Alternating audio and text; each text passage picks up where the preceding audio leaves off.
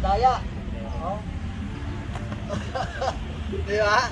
So, instead na pumunta kayo sa labas, dayain nyo na lang siya. Wala namang bawal eh. Di ba? Hindi.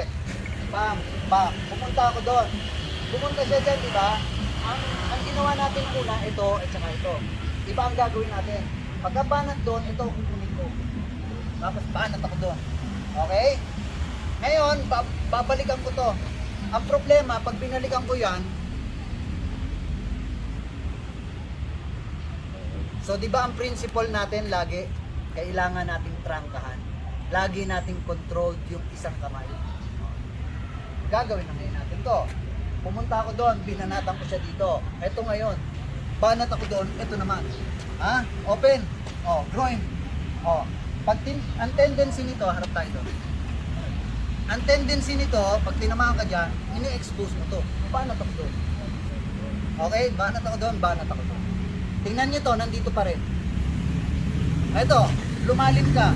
Kasi ina-expose mo yung kidney niya. Pero nandito pa rin to. Kailangan pa rin eh. Kasi baka mag-turn eh. Oh. Ngayon, dito ngayon ako. Pumunta ka ngayon dito. Hindi ko na kailangan. Tinanggal ko na to. Pumunta ako dito dahil kailangan ko to dito. Kasi baka nga pero ito abot pa rin siya. Okay? Ginagamit namin to sa chopping method ng knife. Okay? Halimbawa, sumaksak siya. Halimbawa, pumunta ako doon. Pam, pam, pam, pam, pam, pam. At natatandaan nyo to sa mga nag-attend ng seminar natin.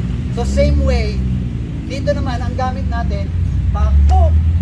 Kumuha dito. Ano dito? Binanatan doon. Pupunta doon. Binanatan dito. Binanatan. Ito. Take down, tapos hammer strike. Continuous hammer strike. Okay? Dahan-dahanin natin sa side.